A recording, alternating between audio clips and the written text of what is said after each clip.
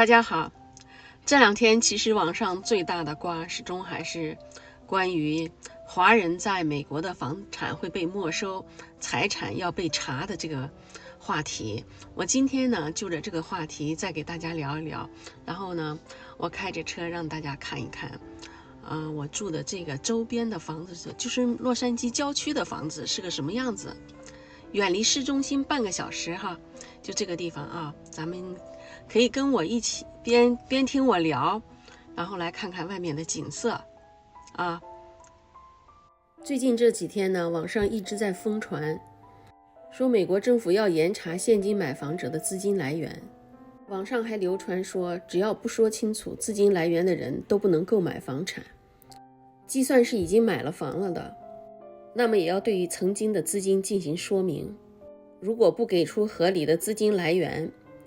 他们所拥有的房产也将会被没收充公。而且这条消息呢，最吸引人眼球的并不是说单纯的调查这些资金来源呀，而是说会影响到70%左右在美的华人。对这个消息呢，很多人都好像幸灾乐祸的，你们这些在美国的华人，这下好了，你们的房子总要被没收了，看你们还在美国生活吗？你们现在想回来也回不来了，看你们怎么办？就是一些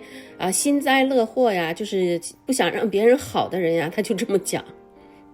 不得不说，如果网上流传的消息真的是属实的话，那也只能说美国为了获得金钱也真是不择手段了。而实际上呢，是老拜公布了新法，在美现金买房要通报，也就是防赌洗钱问题。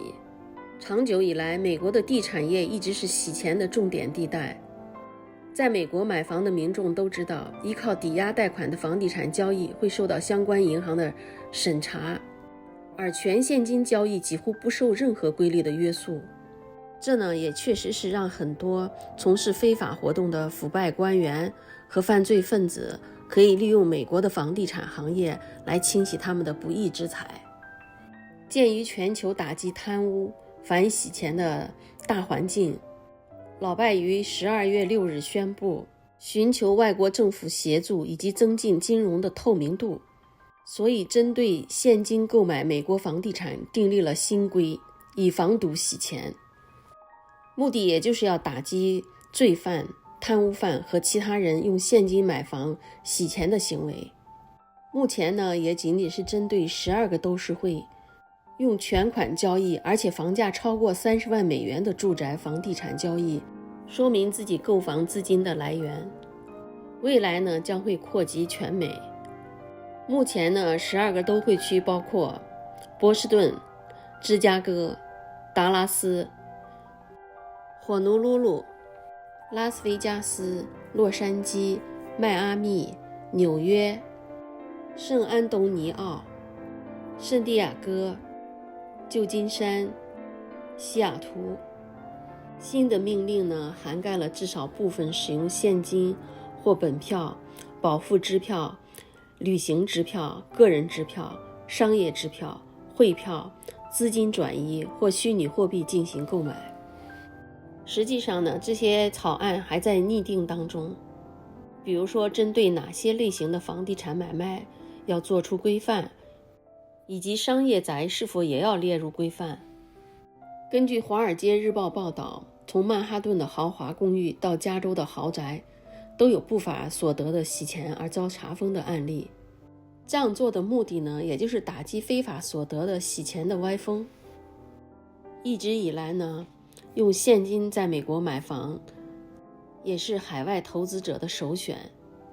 当然了，来自中国的买家更是全美海外买家最主要的群体。对于网上流传的那些消息，大家现在大概明白了吧？这两天呢，国内的网友说什么的都有，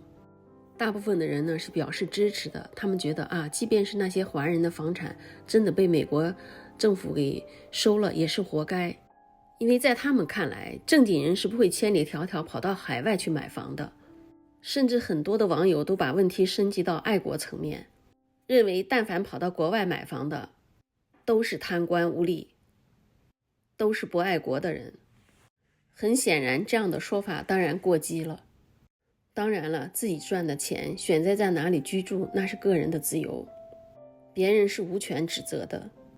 而且很多华人在美国买的房，部分是从国内赚的。如果真的被美国没收了，那么损失的实际上也是中国的钱。这种事情一旦发生，最终获利者只有美国，其他人都是受害者。其实呢，问问在周边住的这些华人们，他们对这些消息根本都还不知道，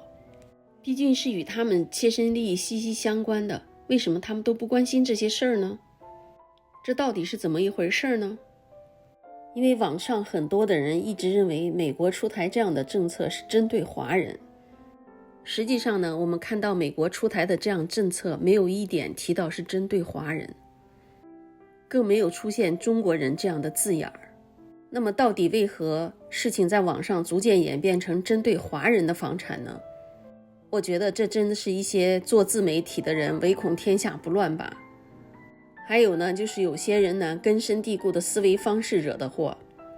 他们总喜欢用自己的经历往一些未知的事情上去套。实际上在海外买房的华人，如果说是跟在美国整体上来比的话，那肯定是少之又少了，你毕竟是从外国来的人。而绝大多数在美国买房的华人当中，使用现金全款买房的也是很少，根本没有什么某些自媒体谣传的什么70%那么多。其实大部分在海外生活的华人买房的时候，大部分都是选择贷款买房，因为在美国买房贷款利率并不是非常的高。美国有500万的华人，大部分的人都是在这里生活，在这里工作，所以呢，大家的钱也都是说得清楚的。随着疫情的到来，这2年海外买家明显减少，在一些抢房区内，很多华人也感到了有些轻松了，毕竟全款买房的人减少了。但是呢，不论是在美的华人，还是在未来有可能在美置业的海外买家，都需关注新法的后续报道。如果普通民众的钱并非黑钱，也无需过于担心，清者自清。说到这里，大家现在明白了吧？这就是我在这边看到的消息。今天呢，就跟大家聊到这里，感谢大家的收看，关注我，带你了解海外华人的真实生活，也欢迎大家在评论区里给我留言，咱们下期再见。那么最后呢，再给大家报道一下美国的疫情的最新数据。12月27号新增病例543415人，7天的平均值是每天239100人。